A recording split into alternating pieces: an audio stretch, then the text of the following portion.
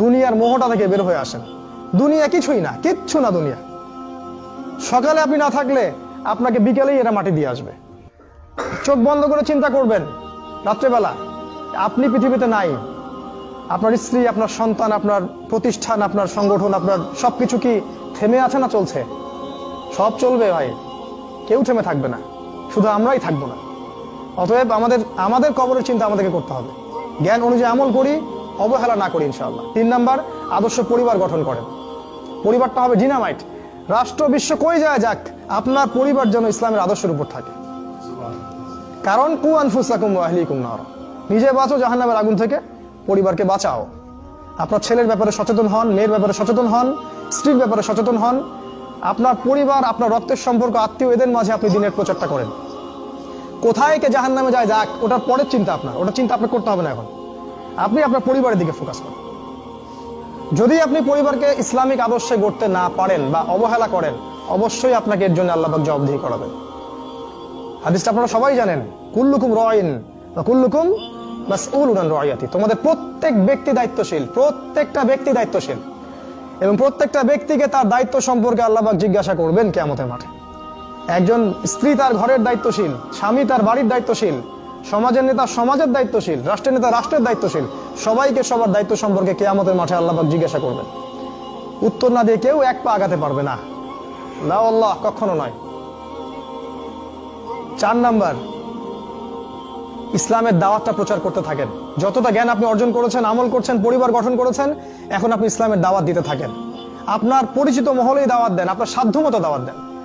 আমরা আপনাকে বলছি না আপনি দিন একদম প্রতিষ্ঠা করেন, কায়েম করেন, এই করেন সেই করেন, এটা না।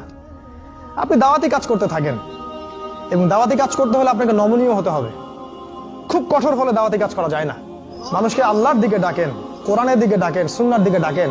আমাদের মধ্যে ইখতিলাফ থাকবেই থাকবে, এটা আপনি দূর করতে পারবেন না, আপনি পারবেন না।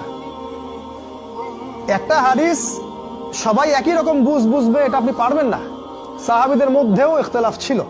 অতএব আপনি সবাইকে আল্লাহমুখী করার চেষ্টা করুন, যাতে ঠিক আছে তার সাথে আমার 2-1টা বিষয় ইখতিলাফ আছে, ঠিক আছে ফাইন, কিন্তু তারপরেও সে আমার মুসলিম ভাই, সে আমার অংশ, আমি তার অংশ।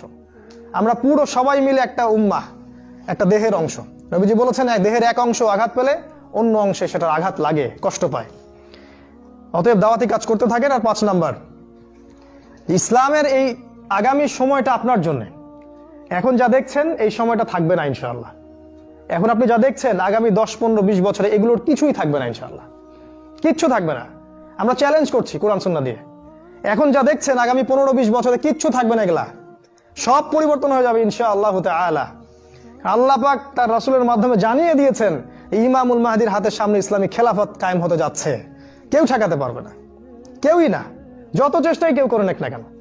কিভাবে করবেন সেটা আল্লাহর ব্যাপার, আমরা সেটা জানিও না, কিন্তু করবেন এটা আমরা জানি। অতএব সামনের সময়টা আপনার জন্য। প্রজন্ম গড়ে যান, যুবক ভাইদেরকে তৈরি করে যান, আপনার সন্তানদেরকে তৈরি করে যান, এবং তারা আল্লাহর পথের দায়ী এবং মুজাহিদ হতে পারে আগামী দিনগুলোতে। আপনার জান, মাল, সময়, শ্রম যা আছে এটাকে দিয়ে আল্লাহর পথে একটু চেষ্টা করেন, কিছু করার চেষ্টা করেন। আল্লাহ পাক এই দিনটাকে আমাদের কাছে আমানত দিয়েছেন, কোনো নবী আর আসবে না, আমরাই এই দিনের ধারক এবং বাহক। তাই দুনিয়া নিয়ে যদি আমরা ব্যস্ত হয়ে যাই, দিনের ফিকির ছেড়ে দেই, তাহলে দিন পরাজিত হবে। দিন পরাজিত হলে আমরাও বিজয়ী হতে পারবো না, আমরাও ধ্বংস হব।